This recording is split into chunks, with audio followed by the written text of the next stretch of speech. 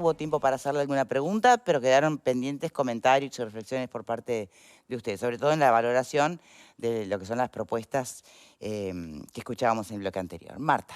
Me quedé preocupada con eso, que la comparación que hizo con el 2017 y después, ¿no? Es como que La evaluación del INED, la evaluación que no del habíamos INED. perdido calidad de aprendizaje. Exacto, o sea, como que es preocupante pensar que a pesar de que la educación en esos últimos años que estuvo con la pandemia, el Zoom, sin clase, los chiquilines, cerrando, hubieran aprendido lo mismo que en el 2017, o sea que ya veníamos muy mal.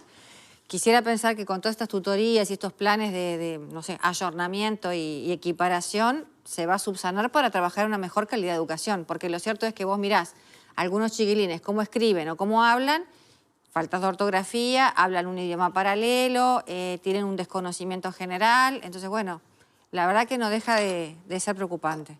Me gustaría pensar que, bueno, que todos esos planes que tiene, más la profesionalización de la carrera, cambian un poco lo que es la educación. Bien. ¿Por acá? ¿Vale?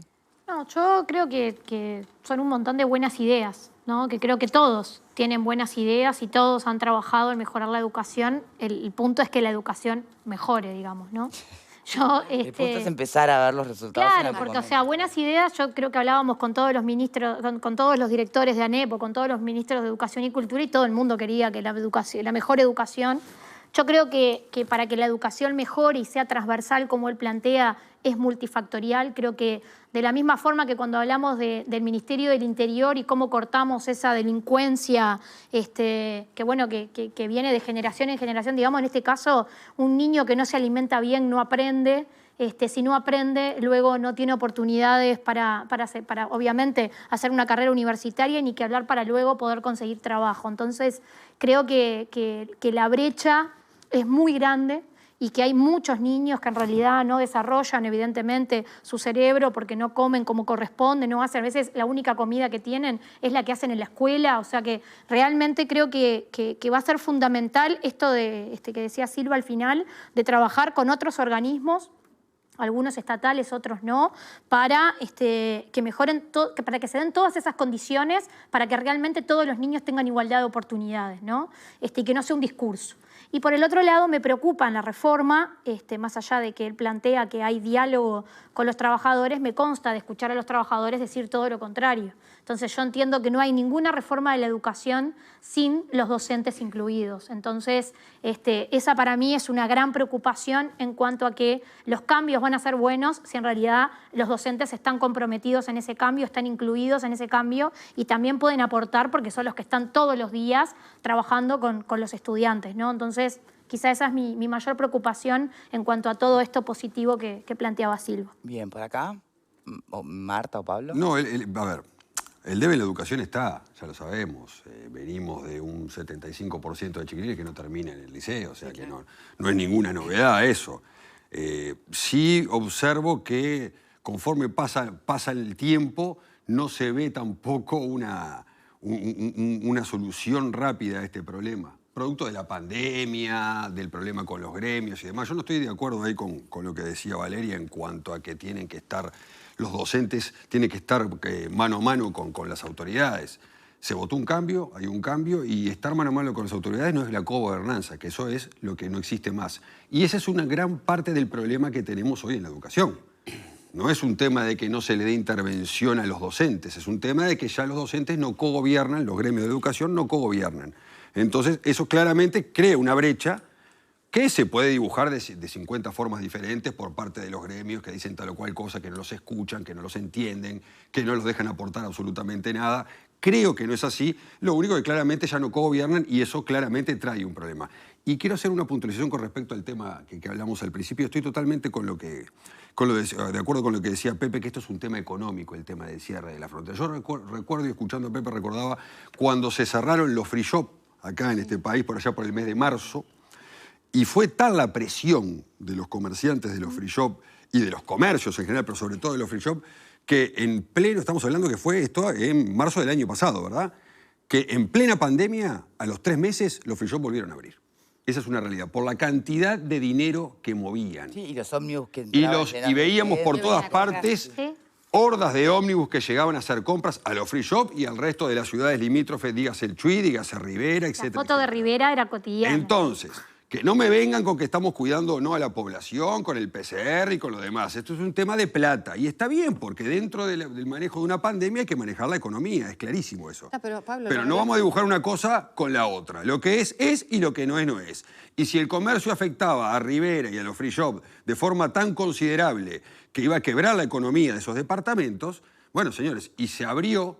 En este caso estamos en una situación similar, que habrá que tomar otras medidas, como decía Valeria, control en la aduana, 0 kilos, te mido el combustible cuando pasás y tenés que traer el mismo, o te peso el auto, lo que fuere. Sucede eso. Las balanzas, que pasan con los camiones, peso la balanza, llevo la balanza y lo peso. Hay medidas para tomar, un montón de medidas para tomar. Pero no me vengan con cuidado de la población, porque entren y salgan 100 personas por día, no va a afectar ni va a mover la aguja en el tema de la Pero pandemia. es que eso con el entonces no lo aumento. disfraces, que lo blanqueen y que digan 0 kilos, el combustible Bueno, no sé pero no me lo dibujes entonces. Y bueno, no me digas es lo que te estoy diciendo. Pues lo que digo, no me dibujes Es que una para, chantada eso. que para cuidar a la población. Las cosas son como son. Y si quiero cuidar el bolsillo de algunos departamentos, porque de hecho hay algunos intendentes que lo dicen, Sí, que está bien que lo hagan, ojo, no estoy criticando, pero hay que decir las cosas de la realidad. No estoy cuidando nada de la población. Lo que estoy cuidando son los comerciantes que presionen y presionan con razón para no cerrar, porque lógicamente el 70% que hay de diferencia de los precios en Argentina con Uruguay, si yo vivo en Salto, no compro un caramelo en Salto. Cruzo todos los días. Esa es la realidad. Y sí, está bien. ¿Ah? Y sí, Entonces vamos a decir las lógico. cosas como son. Y es lógico. Buen uruguayo. Ahí está. A ver, alguien no lo hace. Pero, Yo fui al Chuy, Está bien, está venían con camiones Está de bien. bagallo del Chuy, ahora en verano, no seas malo, ¿qué me está diciendo? A ver, Cuando- Pepe, cuando- no te caliente, que No me es enojo, viernes, pero lo que pasa es que dibujan las cosas de una manera y dicen, no, la población, que lo cuidamos, ¿Qué que esto, que lo población otro. ni población? Por Bueno, favor, a ver, están Pepe. cuidando los comercios, porque si no, no compras una bolsa de papitas en en Salto, en Paysandú, con lo que vale. Pepe. Cuando Silva hablaba... Ahora hasta volvimos al tema de educación, Sí. porque vamos... Perdón. Ahí va. Sí, sí. Cuando es viernes. Cuando Silva hablaba, en las imágenes de apoyo que aparecían detrás de él, aparecía una maestra escribiendo en el pizarrón la palabra pandemia Sí. y luego bajaba 2 flechas que decían en una oportunidad y aprendizaje. Y yo creo que sí, que aprendimos mucho de la pandemia. ¿Ustedes se acuerdan que a principios de marzo del 2020, a principios no, mediados, ya avanzado, en marzo en el 2020, íbamos a buscar surfistas al medio del océano para decirle que se retiraran? Del agua, ¿se agua. acuerdan? Ay, En Malvin. ¿te Hoy acordás? parece, acuerdas. parece irrisorio, pero bueno, aprendimos de todo eso. O sea, hay un aprendizaje en el área sanitaria y me parece que también es tierra de oportunidades todo esto que nos está ocurriendo. Sin duda. Por lo tanto, está interesante lo que se plantea desde la educación.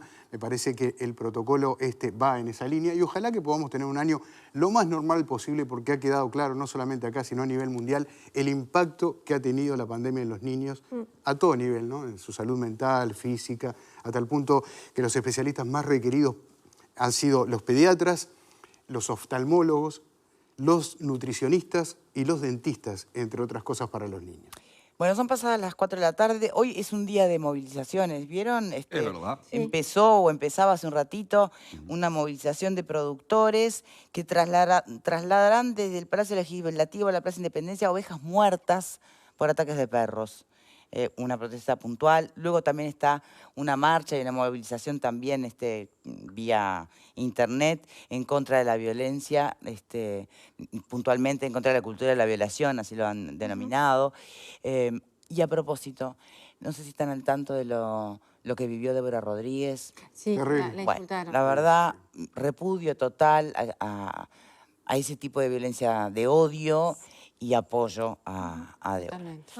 Bueno, señores, llegamos hasta aquí. Muchísimas gracias, como siempre, a nuestros amigos de La Baza por el cafecito de todas las tardes. Que tengan un muy buen fin de semana y nos reencontramos el lunes. Chao, chao.